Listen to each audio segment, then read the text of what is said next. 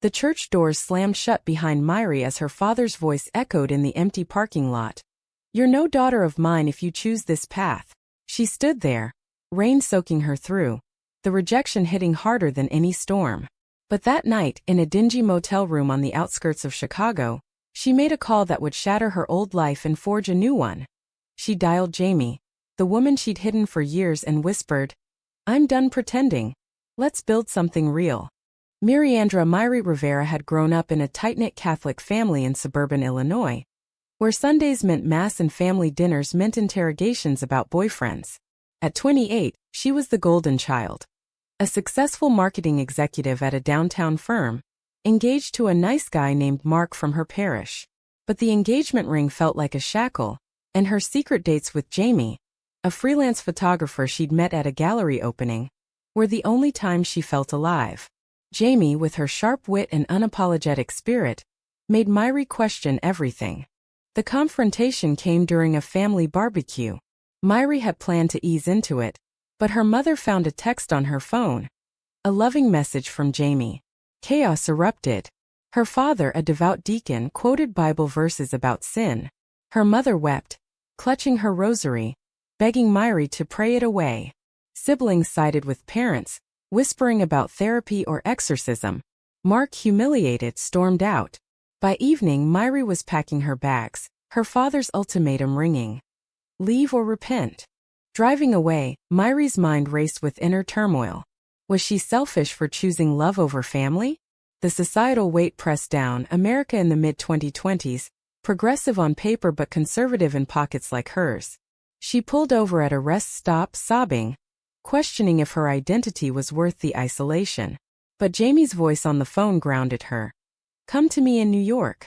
We'll figure it out." Arriving in Brooklyn, Myri crashed on Jamie's couch. Jamie Thompson, 29, had her own scars. Disowned by her evangelical parents in Texas at 18 for coming out, she'd built a life freelancing, capturing raw human stories through her lens. Their relationship, once stolen moments, now bloomed openly. But freedom came with costs. Myri lost her job when her boss, a family friend, cited moral concerns. Bills piled up. Doubts crept in. One evening, walking through Prospect Park, Jamie proposed an idea that twisted Myri's gut. "What if we start a family? Not traditionally, but through fostering. I've seen so many kids in the system, abandoned like we were." Myri froze. Motherhood. She adored kids, volunteered at shelters, but as a lesbian couple in a divided society, it screamed risk. Adoption agencies could discriminate. Courts might favor traditional families. Yet, the thought ignited something, a way to heal her rejection by giving love to the unloved. Their first step was attending a foster care orientation in Manhattan. The room buzzed with hopeful couples, but stares lingered on them. A social worker pulled them aside. "It's tougher for same-sex couples. Background checks, home studies expect scrutiny." Myri's heart pounded. Jamie squeezed her hand. Back home they argued. Myri worried about stability. "We're barely scraping by. What if they deem us unfit because of who we are?" Jamie countered. "That's the fight. We proved them wrong." The application process was grueling. Endless paperwork, interviews probing their lifestyle. Myri's family learned through a cousin's gossip and bombarded her with calls. "You're dragging innocent kids into your sin." The pressure mounted, cracking Myri's resolve. One night she confessed to Jamie, "Maybe they're right. What if I'm not meant for this?" Jamie, hurt but steadfast, replied, "Then we're both out. But I believe in us." Their approval came unexpectedly. A provisional license. Excitement mixed with terror. The agency matched them with Mia, a 7-year-old girl from a broken home. Her parents lost to addiction. Mia arrived with a tattered backpack, eyes wide with fear. Myri knelt. "Hi, sweetie. We're Myri and Jamie. You're safe here."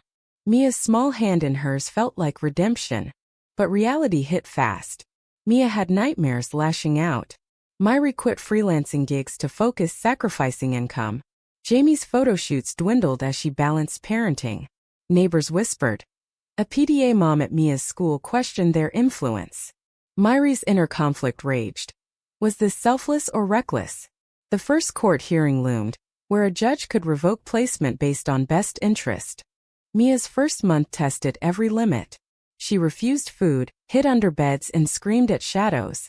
Myri, drawing from her marketing skills, created routines, story time, art sessions to build trust. Jamie captured moments on camera, turning chaos into memories. But the couple's bond strained under sleepless nights. "I didn't sign up for this exhaustion," Myri snapped one dawn after Mia's tantrum. Jamie, eyes weary, shot back. "Neither did I, but quitting isn't an option." External pressures amplified. Myri's sister Elena called from Illinois, voice laced with faux concern. "Mom's health is declining since you left. Come back, repent, and maybe we can help with the kid." Myri hung up, but the words festered. Was she causing her mother's pain? Societal biases reared at Mia's school. A teacher suggested male role models for stability, implying their home lacked balance. Jamie confronted her. "Love isn't gendered. Back off." The incident escalated to a meeting with the principal, who sided tepidly with them but warned of complaints. Seeking support, they joined a LGBTQ+ parents group in Queens. There they met others facing similar battles: denied adoptions, custody fights. One couple shared a horror: relatives petitioning courts claiming moral unfitness. Myri's anxiety spiked. "What if my family interferes?" she confided to Jamie during a rare date night. Jamie, ever the optimist, said, "We fight together." The turning point came with their first family outing, a picnic in Central Park. Mia laughed for the first time, chasing butterflies. Myri felt a surge of purpose, but joy was short-lived. Back home, a letter arrived. The agency wanted a progress report, hinting at concerns from anonymous tips. Paranoia set in. Who? Neighbors? Family? Myri decided to confront her past. She drove to Chicago alone, heart hammering. At her parents' door, her father answered, face stony. "What do you want?" Myri pleaded. "I'm fostering a child. She needs family. Please meet her." Her mother appeared, tears flowing. "We can't condone your choices." The rejection stung anew, but Myri stood tall. "My choices are saving a life. Yours are breaking one."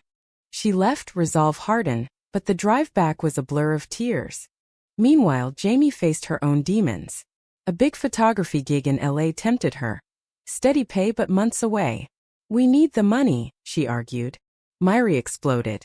"And leave me with Mia? That's abandonment." The fight escalated, words like daggers. Jamie stormed out, spending the night at a friend's. Alone, Myri rocked Mia through another nightmare, questioning if their love could withstand this. Reconciliation came at dawn. Jamie returned, apologetic. "I won't go. We're in this." They recommitted, but the agency visit loomed. The social worker, Ms. Hargrove, arrived unannounced, scrutinizing their apartment. "Any family support?" she asked. Myri lied smoothly. "We're building our own." Hargrove nodded, but her notes felt ominous. Mia's bond grew. She called them Aunt Myri and Aunt Jamie, a step toward permanence. But a call from the agency shattered peace. Another child, Tyler, 10, needed emergency placement. His history: abuse, multiple fosters, scream challenge. Jamie pushed. "We can handle two." Myri hesitated. "We're barely managing one." The decision weighed heavy. Accepting meant more scrutiny, more risk. They took Tyler in. He was defiant, stealing food, testing boundaries. Clashes ensued. Mia withdrew, jealous. Myri mediated, exhausted. One night, Tyler broke down. "No one wants me 'cause I'm broken." Myri hugged him. "We do. You're ours." But internally, she battled ethics. Was exposing kids to their unstable world fair? As high-stakes court dates approached for both kids, whispers of a petition surfaced. Myri's cousin, influenced by her father, was gathering evidence of unfitness. Betrayal hit like a punch. How could they? Myri raged to Jamie. The couple geared for war, hiring a lawyer with their scant savings. Sacrifices mounted. Jamie sold her camera gear. Myri took a part-time job. The lawyer's office in downtown Manhattan smelled of stale coffee and desperation. "Your father's petition claims moral endangerment," Attorney Reyes explained, sliding documents across the desk. Myri's hands shook as she read. accusations of unstable lifestyle, exposure to sin. Jamie gripped her knee. This is bigotry, not concern. Reyes nodded. We'll counter with character witnesses, psych evals. But it won't be cheap or easy. The battle ignited inner fires. Myri, once conflict-averse, channeled rage into action. She rallied the parents' group for affidavits praising their home. Jamie photographed the kids' progress, artwork, smiles as evidence. But costs drained them. They skipped meals, pawned jewelry. Is this worth bankrupting us? Myri whispered one night. Jamie's response. For them? Yes. Tyler's issues peaked. He ran away after a school fight, found hours later in a park bruised. They called me names cause of you too, he spat. The revelation crushed Myri. Societal hate seeping into their sanctuary. Therapy sessions followed where Tyler unpacked trauma. Myri her guilt. Am I harming you? She asked. His hug. No. You're fixing me. Mia's adoption hearing arrived first. The courtroom buzzed. Myri's family sat opposite, her father glaring. The judge, a stern woman in her 50s, reviewed files. Hargrove testified positively. The placement is thriving. But Myri's father took the stand.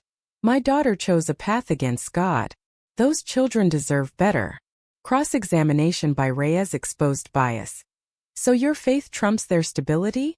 The judge ruled in favor. Temporary custody granted. Victory tasted bittersweet. Her mother's sobs echoed as they left. Emboldened, they pushed for Tyler's permanency. But betrayal deepened. Elena, swayed by guilt, leaked private emails to the agency. Intimate notes between Myri and Jamie. How could you? Myri confronted her sister over the phone. Elena's defense. I'm saving you from hell. The mouth-wandau ductor at Myri. Family loyalty versus self-preservation. She cut ties, a painful excision. Societal backlash escalated. A local news story twisted their case. Lesbian couple fights for unwanted kids amid family feud. Comments flooded, support mixed with vitriol. Abomination, one read. Jamie's gigs dried up. Clients cited controversy. Financial ruin loomed. Myri took a second job at a cafe, hiding her exhaustion from the kids. Amid chaos, moments of grace emerged. Tyler's first I love you to Jamie melted barriers. Mia drew family portraits, including both women. But pressure cracked Jamie. I can't do this alone, she admitted after a panic attack. Myri, overwhelmed, suggested therapy for them too. Sessions revealed buried resentments. Myri's hesitation, Jamie's impulsivity. We chose this path, the therapist said. Now own the costs. A turning point. An ally in Hargrove, who connected them to grants for LGBTQ+ fosters. Funds eased burdens, allowing Jamie to reclaim her art. But the big court date for Tyler approached. Myri's father amped his campaign, rallying church members for letters. He's turning this into a crusade, Reyes warned. The night before, Myri faced her mirror. Who am I if I back down? Dawn brought resolve. In court, testimonies poured, teachers, neighbors vouching. Tyler spoke. They saved me when no one else would. Myri's father countered with scripture. The judge deliberated, tension thick. Ruling. Custody awarded. Cheers erupted, but Myri's family stormed out. Outside, her mother lingered. I miss you. Myri's heart ached. Then accept me. The door closed again. Healing began tentatively. The kids stabilized, routine solidified. But whispers of more children tugged, siblings in the system. Could we? Jamie asked. Myri, scarred but stronger, nodded. One step at a time. Yet a new conflict brewed. Jamie received an offer. A book deal on their story. Exposure meant money but vulnerability. It could help others, Jamie argued. Myri feared. Or invite more hate. The decision loomed, testing their unity. The teen's name was Sophia, 15. Kicked out by her parents for kissing a girl at school. Her arrival mirrored Myri's wounds, defiant eyes hiding terror. You get it, right? Sophia asked, unpacking in the spare room. Myri nodded. More than you know. But adding her stretched resources thin. Mia clung jealously, Tyler withdrew. Jamie mediated. We're growing, not replacing. Sophia's presence amplified conflicts. She challenged rules, snuck out, testing boundaries. One night, she confessed, "My folks said I'm diseased." Myri's empathy boiled into action. She connected Sophia to counseling, but internally battled. Was she equipped to guide when her own scars festered? The book deal decision fractured them. Jamie signed, seeing it as advocacy. "Our story can change minds." Myri exploded. At what cost? Exposing the kids. The argument peaked. Jamie slept on the couch. Betrayal simmered. Jamie's unilateral choice felt like abandonment. Publicity hit hard. The book excerpt in a magazine drew media frenzy. Reporters camped outside. Online trolls doxed them. "Freaks raising freaks," comments read. School bullying escalated. Mia came home crying. "They say we're weird." Tyler fought back, suspended. Sophia, defiant, posted defenses online, igniting more backlash. Myri's workplace suffered. Her cafe boss, conservative, cut shifts citing distractions. Financial desperation mounted. They dipped into savings. Jamie's royalties trickled, but guilt consumed her. "I screwed up." Reconciliation came tearfully. "We share decisions from now on." But damage deepened. Myri's father exploited the publicity, filing an appeal on prior rulings. New evidence of instability, his lawyer claimed, citing media chaos. Reyes fought back, but court dates drained energy. The kids sensed tension. Mia regressed, wetting the bed. Tyler acted out, Sophia isolated. A climactic confrontation. Myri drove to Illinois again, unannounced. Bursting into her parents' home during dinner, she demanded, "Stop this war." Her father roared, "You're destroying those souls." Her mother mediated weakly. Elena, present, revealed her own secret. "I'm questioning too. But Dad's pressure." The revelation stunned. Family cracks exposed. Myri left with a sliver of hope, but no resolution. Back in New York, a crisis peaked. Sophia ran away after a fight, found by police in a shelter. "I don't belong," she sobbed. The agency investigated, questioning their fitness. Hargrove defended. "Challenges are normal." But scrutiny intensified. Jamie's book tour loomed, forcing separation. "Go," Myri urged, masking fear. Alone with the kids, Myri navigated meltdowns. One night, Mia asked, "Why do people hate us?" Myri's honest answer, "Fear. But love wins." Yet doubt gnawed. Was she deluding them? The appeal hearing arrived. Testimonies clashed. Experts on LGBTQ+ parenting versus religious advocates. Myri took the stand. "I've paid dearly, lost family stability. But these kids gained love." Her father's rebuttal. "Love? That's delusion." The judge recessed, uncertainty hanging. During wait, Jamie rushed back from tour, embracing Myri. "We're unbreakable." Ruling, appeal denied. Relief washed, but costs tallied. Emotional wreckage, financial ruin. Healing flickered. Sophia opened up, bonding over shared identities. The family therapy helped mend. But a final betrayal. Elena, under pressure, testified against them secretly. Discovered post-ruling, it severed last ties. "Blood isn't family," Myri declared. As stability returned, awakenings dawned. Myri realized her choices, though painful, forged purpose. Jamie regretted haste but grew from it. The kids thrived, scars fading. Yet a new dilemma. Sophia's parents sued for return, claiming reform. The fight reignited, testing limits. Sophia's custody battle became the ultimate test. Her parents, influenced by conversion therapy advocates, petitioned, "We've changed. She needs saving." Evidence mounted. Their church's success stories.